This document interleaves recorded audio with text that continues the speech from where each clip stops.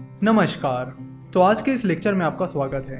तो आज हम बात करेंगे इन्वेस्टमेंट के अलग अलग तरीकों के बारे में, जिनके जरिए आप पैसिव इनकम कमा सकते हो, यानी जहां पर आप अपने पैसों को काम पर लगा सकते हो और साथ ही इन्फ्लेशन को बीट कर सकते हो और काफ़ी अच्छे रिटर्न्स कमा सकते हो।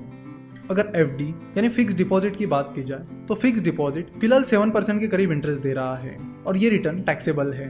पिछले 10 सालों का इन्फ्लेशन ऑन एन एवरेज 5% के करीब रहा है।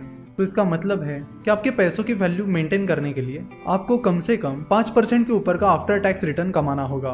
जनरली सेविंग अकाउंट का रिटर्न 5% से कम होता है। सो अगर आप अपना पैसा सेविंग अकाउंट में पड़ने रहने देते हो तो वो अच्छी चीज़ नहीं है। जहाँ तक एफडी की बात की जाए तो वो एक अट्रैक्टिव इन्वेस्टमेंट नहीं है। कई बार एफडी के आफ्टर टैक्स रिटर्न 5-6% के करीब आ जाते हैं, जो कि कोई खास रिटर्न नहीं होता। अगर आप फिक्स रिटर्न के लिए देख रहे हो तो आप एफडी के बजाय गवर्नमेंट बॉन्ड्स की तरफ ध्यान दे सकते हो। कई सारे गवर्नमेंट बॉन्ड में आपको एफडी से ज़्यादा रिटर्न मिलता है और टैक्स बेनिफिट भी मिल सकता है। अब ये टैक्स बेनिफिट कितना होगा ये उस बॉन्ड के टाइप पर डिपेंड करता है। अगर गवर्नमेंट बॉन्ड की बात की जाए तो ये सबसे सेफ इन्वेस्टमेंट है, इवन एफडी से भी, क्योंकि गवर्नमेंट बॉन्ड के साथ गवर्नमेंट की गारंटी आपको मिलती है। तो चाहे कंडीशन कुछ भी आ जाए, गवर्नमेंट आपको आपका पैसा जरूर रिटर्न करेगी और इसीलिए गवर्नमेंट बॉन्ड सबसे सेफ इन्वेस्टमेंट होती है। उसके बाद आता है इंडेक्स फंड। अच्छे रिटर्न्स कमाने के लिए इंडेक्स फंड एक बहुत ही अच्छा तरीका है और इंडेक्स फंड में इन्वेस्ट करने के लिए आपको कोई डीप एनालिसिस करने की भी जरूरत नहीं होती। अगर आपके पास मार्केट का बेसिक नॉलेज है और आप मानते हो कि इंडियन इकोनॉमी आगे बढ़ेगी ही बढ़ेगी और इंडिया की ग्रोथ स्टोरी पर आप भरोसा रखते हो तो आप इंडेक्स फंड में इन्वेस्ट कर सकते हो। अगर पिछले 10 साल की बात की जाए तो सेंसेक्स ने पिछले 10 सालों में 16% कंपाउंडेड सालाना रिटर्न दिया है, जो कि एक बहुत ही अच्छा रिटर्न है और उतना रिटर्न तो कई सारे एक्टिव म्यूचुअल फंड्स भी नहीं दे पाए हैं। जब आप किसी इंडेक्स फंड में इन्वेस्ट करते हो, जैसे कि सेंसेक्स इंडेक्स फंड में या निफ्टी इंडेक्स फंड में, तो आपका पैसा उस इंडेक्स में जो कंपनीज हैं उनमें उनके वेटेज के अनुसार इन्वेस्ट किया जाता है। तो अगर आपने सेंसेक्स इंडेक्स फंड में इन्वेस्ट किया है तो आपको उतना रिटर्न मिलेगा जितना सेंसेक्स ने रिटर्न दिया है। कभी कभी थोड़ा बहुत ट्रैकिंग एरर आ जाता है। अगर आपको इंडिया की ग्रोथ स्टोरी पर भरोसा है और आप ये सोचते हो कि अगले 5-10 साल में इंडियन इकोनॉमी बहुत ही अलग लेवल पर रहेगी और अच्छी खासी स्पीड से बढ़ेगी, तो आप इंडेक्स फंड में इन्वेस्ट कर सकते हो। आप SIP that is systematic investment plan के जरिए छोटी छोटी अमाउंट्स हर महीने इंडेक्स फंड में इन्वेस्ट कर सकते हो। उसके बाद आता है म्यूचुअल फंड। इंडिया में इक्विटी म्यूचुअल फंड्स काफी पॉपुलर है। बहुत सारे लोग एक्टिव इक्विटी म्यूचुअल फंड में इन्वेस्ट करते हैं। म्यूचुअल फंड में एक फंड मैनेजर आपका पैसा मैनेज करता है। एक्टिव इक्विटी म्यूचुअल फंड में इन्वेस्ट करने के लिए आपको अच्छा खासा एनालिसिस करना होगा।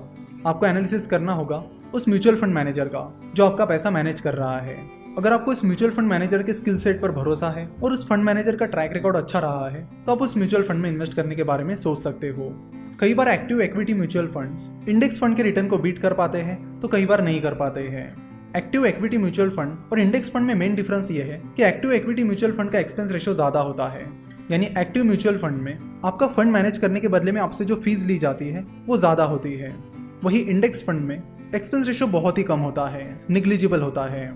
जाने माने इन्वेस्टर मिस्टर वॉरेन बफेट कहते हैं कि कई बार mutual fund managers index funds को बीट नहीं कर पाते हैं और तब भी उनकी मैनेजमेंट फी ज्यादा होती है।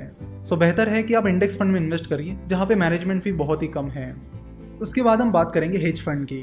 हेज फंड बहुत ही अग्रेसिवली इन्वेस्टमेंट करते हैं।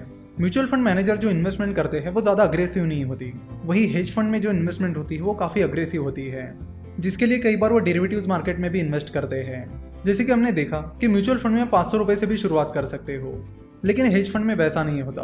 हेज फंड में इन्वेस्ट करने के लिए आपकी नेटवर्थ काफी हाई होनी चाहिए। अगर आपकी नेटवर्थ अच्छी खासी है तो ही आप हेज फंड में इन्वेस्ट कर पाओगे। वैसे इंडिया में हेज फंड पॉपुलर नहीं है। वही यूएस की बात की जाए तो यूएस में हेज फंड काफी ज्यादा पॉपुलर है। वहां पर तो हेज फंड को मैनेज करने वाले हेज फंड मैनेजर्स ही बिलियनियर्स है।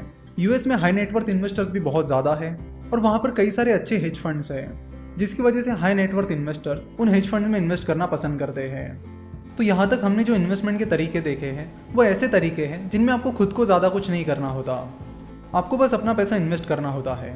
फॉर एग्जाम्पल अगर म्यूचुअल फंड की बात की जाए तो उस म्यूचुअल फंड में कौन सा शेयर खरीदना है, बेचना है, ये काम आपको नहीं करना होता, ये काम वो फंड मैनेजर करता है। सिमिलरली जब आप गवर्नमेंट बॉन्ड में इन्वेस्ट करते हो तो उसमें भी आपको कुछ नहीं करना होता।